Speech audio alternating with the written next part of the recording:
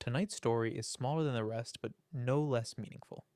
A quick reflection before sleep, one brief spark from gaming's ever-turning world.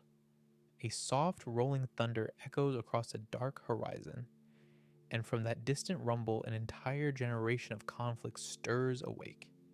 Tonight, we step into that storm, into a battlefield not just of bullets and vehicles, but of expectation, redemption, and the rallying cry of a franchise rising to meet its moment once more. For years, the war cry of all-out warfare had faded. The trenches of public goodwill had grown muddy after missteps and unfulfilled promises. Then, in the summer of 2025, a giant exhale and a roar across multiple platforms as Battlefield 6 opened the gates and invited millions. Not just players, but witnesses. Not just participants, but believers. In this short story, we walk the ground of Battlefield 6, the hype, the trust reclaimed, the launch itself, and the dawn after the strikes. We'll hear the echo of the launch week numbers. 500,000 players flooding the beta's first weekend. We'll ask, was this simply a surge of curiosity, or a genuine reclamation of Battlefield glory? So lie back, cue up the night, and let the engines of war hum softly in the dark. Game over, Goodnight. Part 2, the setup. When we trace the lineage of the series, we see triumph and misstep. The name Battlefield 6 carries weight, but more importantly, it carries memories. Memories of massive maps, tanks rolling across ridges, jets screaming overhead, squads coordinating gliders and comms, and defeats with a laugh and a curse. And then came the stumble. The previous major release had left many players disappointed. The promise of all-out war diluted. The poles of goodwill shrinking.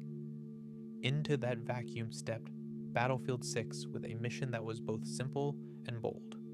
Reclaim the battlefield, re-earn trust, shock the senses in a good way. In the months ahead of launch, the marketing machine shifted gears. Trailers revealed towering skyscrapers under siege, amphibious assaults, multi-layered destruction, and cross-play across PC and consoles. The image was clear. Massive conflict, but also human scale. Squads, teamwork, strategy. The tagline whispered, "The next war begins quietly." Then came the open beta in August 2025. 2 weekends of public stress test and spectacle. The first real signal, more than 500,000 concurrent players within hours. For the franchise, this was seismic.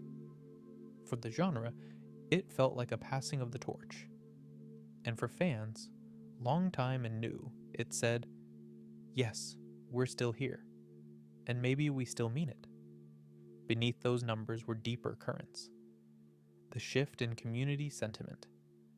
The desire for something closer to the battlefield of old, wide open skies, vehicle warfare, layered objectives, but balance for modern expectations. Optimization, accessible servers, cleaner loadouts. The developers publicly acknowledged they were listening. The infrastructure had to hold, the promise had to hit. And so, as the calendar flipped closer to October 10th, the stage was set. The trailers, the gameplay drops, the media coverage all pointed to one thing. This was not just another installment. It was a reckoning. Part 3, the Warfront launch day arrived. And with it the engine roar of thousands, tens of thousands, hundreds of thousands logging in. Within an hour of release, simultaneous players soared past 600,000, eventually cresting above 700,000 worldwide. The open beta numbers had been impressive, but the launch numbers were unmistakable. This was a major event. What happened in the player pools mirrored the ambition of the studio. The modes opened up.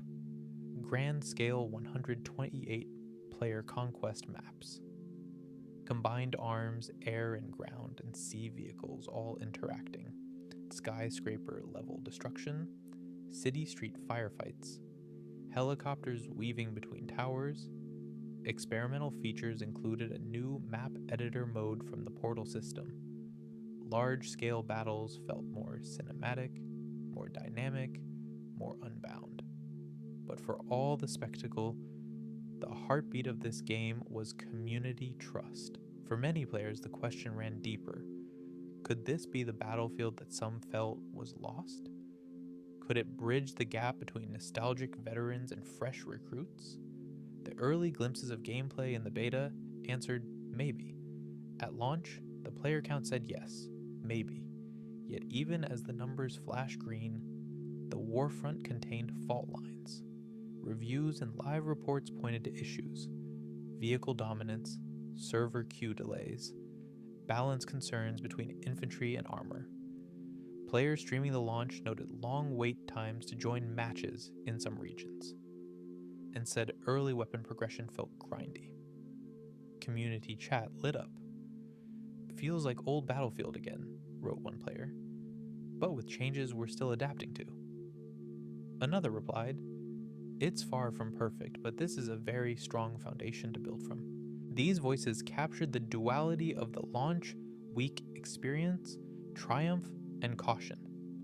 Because the Warfront is never just about the initial battle, it's about what happens after the first roar. Streaming and viewership exploded. The beta weekend alone had hundreds of thousands watching across platforms, dwarfing prior Battlefield entries. Media outlets highlighted not just the numbers, but the vibe. Players queuing for half an hour, meme-heavy clips of jets diving into skyscraper windows, tanks collapsing buildings, squads reviving each other in deserted subway tunnels. The narrative was clear. The franchise was back. The developer studio rolled out patches quickly. Day 1 updates, launch week hotfixes, server scaling, constant communication. The Warfront now had two fronts: the battles inside the game and the battle for public perception. Did the tide shift? Was trust truly regained? Was this merely a spike or the start of a sustained campaign? Part 4. The Aftermath. As the echoes of launch faded and the maps became familiar territory, the reality of post-launch life came into focus. Players logged in, squads formed, meta evolved. In that first week alone, dashboards lit up with staggering playtime and kill counts. For many veterans, it felt like old Battlefield again, a rhythm of battles, resets, and redemption. Critically, the biggest metric wasn't how many players showed up, but how many stayed. The initial surge was enormous, yet the last time the series had spiked, it later stumbled. This time the foundation had to hold. Developers leaned into patch culture and live service, seasonal updates, new maps, direct community feedback. The all-out war promise had to live week by week, not just launch day. Players debated the details. Will the vehicle-to-infantry ratio stay balanced? Will maps continue to expand? Will the portal editor grow? Will the campaign deliver emotional weight alongside multiplayer chaos? For content creators and chroniclers, this was gold. The launch drama, the record-breaking beta, the community's cautious optimism, all of it fed the narrative of resurgence. Among longtime fans, we might be coming home. Among newcomers, this is where the war begins for me. Still, no story is guaranteed. The tides of multiplayer gaming shift fast. What matters now is perception. Is Battlefield 6 going to be remembered as a comeback or another flash? The next months will tell. But for now, at this moment, it looks like the thunder has returned. In closing, and so we close this chapter in the late hour serenity of the war zone. The gates have opened, the roaring engines have quieted, yet the vibrations still echo. For a franchise that once teetered, Battlefield 6 asked a simple question: will you fight again? And more than 500,000 voices answered yes. Records were broken. Numbers rose. trust flickered back to life. Yet the battleground ahead remains wide and uncertain. The true test lies not in the first roar, but in the rhythm that follows, the ongoing cadence of updates, battles, and belief. If you're a veteran from the days of Battlefield 3 and 4, the horizon looks familiar again. If you're a newcomer who joined the rush of the beta or the launch surge, welcome. This might be your arena too. Rest your rifle, lower your helmet. And remember, war is loud, the night is soft, and when the dust settles, game over. Good night.